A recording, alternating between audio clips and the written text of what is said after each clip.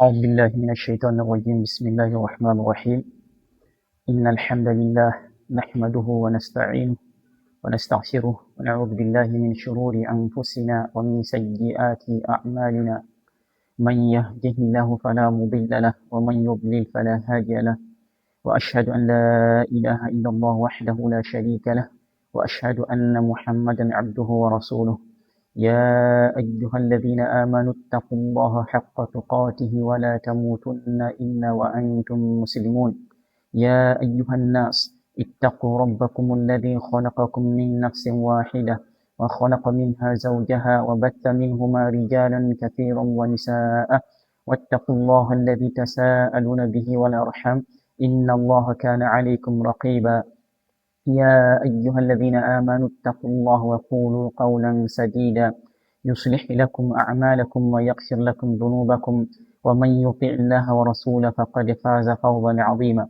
أما بعد فإن أصدق الحديث كتاب الله وخير الهدي هدي محمد صلى الله عليه وسلم وشر الأمور محدثاتها وكل محدثة بدعة وكل بدعة ضلالة وكل ضلالة في النار نعوذ بالله من البدع والضلال والنار ومن أحوال أهل النار.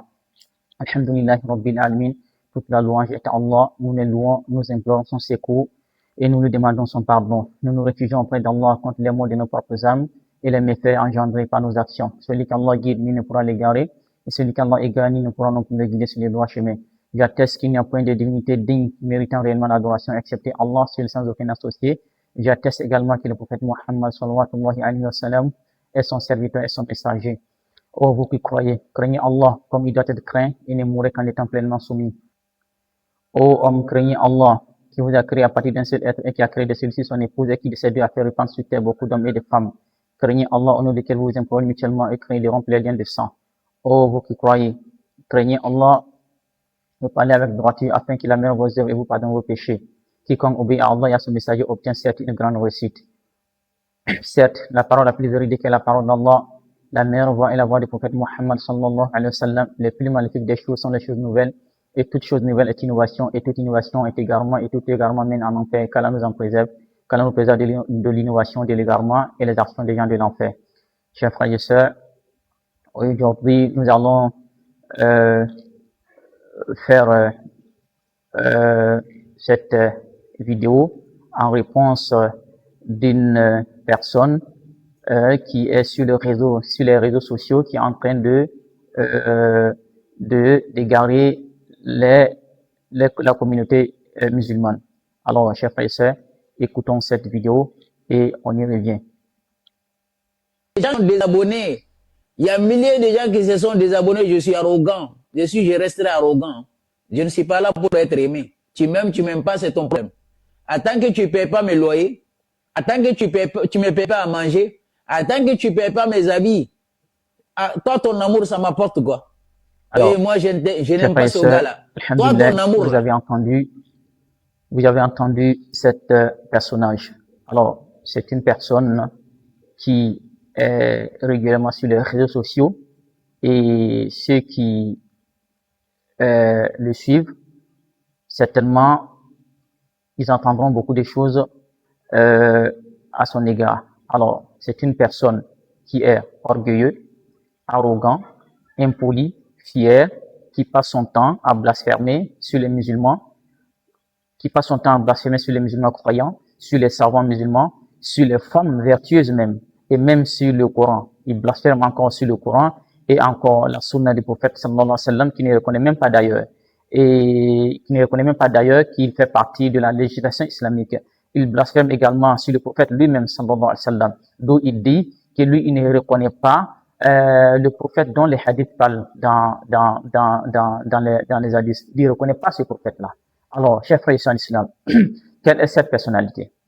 Alors, en islam, vous verrez que il y a tellement de prêcheurs, chacun parle, il dit. Alors, et en islam, nous sommes des personnes organisées. L'islam est une religion bien organisée et tout ce qu'on doit expliquer en islam, c'est-à-dire quand tu parles de l'islam, c'est comme si tu es en train de parler au nom d'Allah. Et quand on parle au nom d'Allah, il ne faut pas raconter de tout et de n'importe quoi. Car tu parles au nom du créateur de l'univers. Alors, tu dois te baser sur ses propres propos pour clarifier certaines choses. Alors, donc ces personnes-là, ils disent qu'ils sont des Qur'aniyoun. Qu'est-ce que ça veut dire? Alors, Qur'aniyoun, c'est des personnes qui disent que eux seulement, ils se basent uniquement sur le Coran. Donc, toutes les choses, les législations qui vont venir, c'est-à-dire qui vont venir encore accompagner le Coran pour les détails. Donc, eux, ils rentrent pas dans ça, ils se basent uniquement sur le Coran. Donc, c'est comme je le disais que c'est comme quelqu'un qui a un véhicule. Et vous savez très bien qu'un véhicule, il te faut du carburant, de l'eau dans le radiateur et puis l'huile de moteur. Et tu dis non, toi, tu prends pas le carburant, mais tu vas rouler ta voiture comme ça. Est-ce que c'est la possible? Tu ne pourras pas bouger le véhicule. Et également, tu ne mets pas l'huile de moteur, mais tu as le carburant, tu as l'eau dans le radiateur, mais tu ne mets pas l'huile de moteur et tu veux décoller avec ton véhicule. Mais tu vas bouger ton véhicule. Alors, donc, il n'est pas possible d'être musulman et suivre uniquement que le Coran sans suivre la sunna du prophète Mohammed sallallahu alayhi wa sallam. Car c'est la sunna qui vient détailler l'islam. La sunna qui détaille le Coran. Alors, donc, ces personnes, ils se font appeler des Qur'aniyoun et se basent uniquement sur le Coran. Mais en réalité, c'est des personnes qui ne se basent même pas sur le Coran. Car s'ils se basaient sur le Coran, effectivement, ils allaient obéir au prophète Mohammed sallallahu alayhi wa sallam. Et c'est ce qu'Allah nous dit dans le Coran.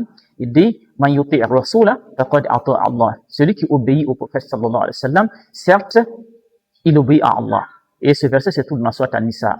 Alors, donc, chers frères en islam, faut pas que cela va vous étonner. Faut pas que cela va vous étonner. Ces genres de personnes existent et il existera aussi toujours jusqu'à la fin du monde.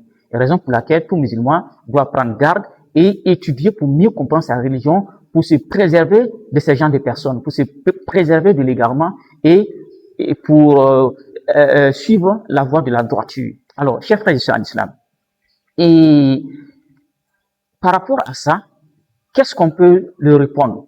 L'homme, il a dit que des milliers de personnes se sont désabonnés de son compte parce qu'on dit qu'il est arrogant, il est ceci, cela. Effectivement, c'est lui-même qui l'a dit dans sa propre bouche. On l'a pas inventé, c'est lui-même qui l'a dit dans sa propre bouche. Et si les gens ont eu à lui dire ça, c'est qu'effectivement, il est comme ça, c'est qu'il est vraiment arrogant. Alors, chers frères en islam, il ne faut pas que cela va vous étonner. Et nous allons, tout ce que nous allons expliquer, mentionner pour défendre le Coran et pour défendre l'islam contre ces genres de personnes, nous allons apporter des preuves basées sur le Coran et la Sunna. Donc, nous n'allons pas dire des choses comme ça par analogie, par avis personnel, ou bien par passion, ou bien par désir. Non. Nous allons nous baser sur des preuves pour ceux qui sont doués d'intelligence, réfléchissent. C'est ce qu'Allah nous demande dans le Coran. Il dit non, lui, il parle à ceux qui sont doués d'intelligence. Innama yatadhakkaru li uli albab. Allah dit, lui, il parle à ceux qui sont doués d'intelligence. Donc, il faut être vraiment une personne qui est douée d'intelligence pour comprendre l'islam et encore pour suivre la vérité et distinguer la voie de l'égarement et la voie de droiture. Alors, le prophète alayhi salatu wassalam nous dit dans un hadith, il dit, iftaraqat al-yahud ala 71 firqa. Il dit, waftaraqat al-nasara على 72 فرقة. يدي وستفترق هذه الأمة على 73 فرقة كلها في النار إلا واحدة. Alors, qu'est-ce que ce hadith-là explique? Le prophète alayhi salatu wassalam nous dit, il dit les juifs se sont divisés en 71 groupes. Les chrétiens se sont divisés en 72 groupes. Et nous, les musulmans, nous allons diviser en 73 groupes et tous iront en enfer sauf un seul groupe.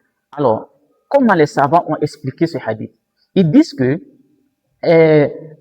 où le prophète sallallahu alayhi wa sallam a dit que les juifs se sont divisés en 71 groupes, au temps de Moussa alayhi salam, ceux qui ont accepté de le suivre et suivre sa mission et suivre sa voie jusqu'à à la fin de sa prophétie, c'est ceux-là qui étaient sur le bon chemin, ceux-là qui étaient sur le droit chemin qui ont suivi Moussa alayhi salam. Mais après son départ, ils se sont divisés et ils se sont divisés par beaucoup de groupes, beaucoup de sectes et ils se sont égarés.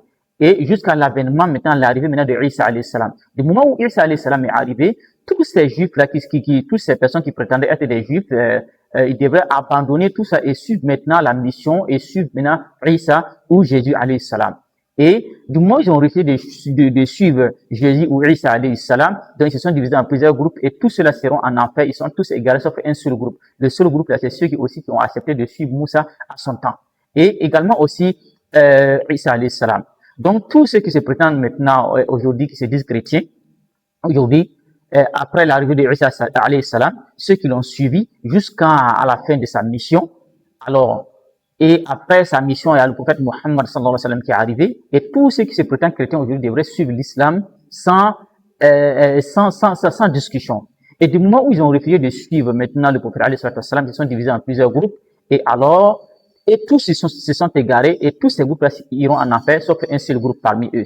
Alors, le seul groupe qui sera sauvé parmi eux, c'est ceux qui ont accepté de suivre Jésus ou Isa alayhi salam à son époque, jusqu'à l'arrivée du prophète Mohammed sallallahu alayhi wa sallam. Mais après l'arrivée du prophète Mohammed sallallahu alayhi wa sallam, il n'y a pas encore d'autre religion si ce n'est l'islam. Alors, donc, vous voyez aujourd'hui encore que les musulmans encore se sont divisés encore en plusieurs groupes. Chacun se fait appeler de tel groupe, de tel bord, et vous verrez aujourd'hui qu'on entend des soufis, des tidjana, des chiites, des qadr, des ahmadiyya, des mu'tazila, des khawarij, des dioubandiyya, beaucoup de sectes comme ça. Alors, maintenant, et les gens seront confus. D'autres diront, mais comment est-ce que nous allons faire pour nous retrouver tous ces groupes-là? Est-ce que, bon, quelle est la voie à suivre, machin, tout ça? Non. Mais, chers frères et sœurs en islam, le conseil que j'ai à vous donner, c'est d'apprendre tout simplement votre religion. Et arrêtez de suivre les gens de façon aveugle, de façon fanatique. Et apprenons l'islam comme il se doit et vous trouverez la voie de la droiture et la vérité. Alors, donc, quelles sont les preuves maintenant, comment dirais-je, dans le Coran, où Allah nous clarifie que également il a révélé le Coran et il a révélé également encore la Sunna au prophète Mohammed sallallahu alayhi wa sallam. Donc, c'est pas des choses qu'on va dire comme ça de façon fanatique ou de façon aveugle ou bien par passion ou bien par nos désirs ou bien par le désir personnel. Donc, on se base sur les paroles du Créateur Allah tabaraka wa ta'ala lui-même. Et qu'est-ce qu'Allah dit? On se retrouve dans la sourate Baqarah, dans verset 151. Allah dit, كما أرسلنا فيكم رسولا منكم يتلو عليكم آياتنا ويزكيكم ويعلمكم الكتاب والحكمة ويعلمكم ما لم تكونوا تعلمون. Alors, qu'est-ce que Allah dit à travers ce verset? Allah dit dans ce verset que c'est ainsi que nous avons envoyé un prophète élu parmi vous qui vous lit nos enseignements, qui vous purifie, qui vous apprend le livre et la sagesse et qui vous divulgue ce que vous ne saviez pas.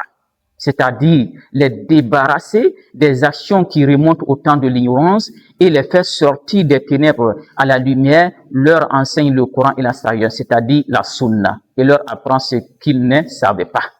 Voilà la preuve où Allah parle du Coran et de la Sunna. Il a révélé le Coran au prophète Mohammed sallallahu alayhi wa sallam et également encore, il a révélé encore la Sunna au prophète alayhi wa sallam. Donc ça, ce sont les preuves. Donc pour ceux qui sont doués d'intelligence surtout, ils peuvent se référer à ce verset. S'ils ne comprennent pas, ils peuvent s'approcher aux savants pour leur demander, ah, j'ai entendu une telle personne réciter ce verset, il a expliqué de telle façon, mais expliquez-moi pour que je puisse encore comprendre plus mieux. Donc ce verset, quand Allah dit que kama arsalna fikum rasulan minkum yatlu alaykum ayatina wa yuzakkikum wa yuallimukum alkitaba wal hikmata wa yuallimukum ma lam takunu ta'lamun. Alors, Allah dit également, il a enseigné ensuite le prophète la sagesse. Et ici, la sagesse, les savants disent que c'est la sunna. Alors, chers frères en islam, ça, ce sont les preuves basées sur le Coran. Alors, est-ce que le prophète lui-même, sallallahu alayhi wa sallam, a parlé de la sunna de sa propre bouche? Oui, on va les apporter encore des preuves pour les Coraniyoun qui sont égarés, qui sont en train d'égarer les gens sur les réseaux sociaux. Et nous allons clarifier ces choses-là et déclarer les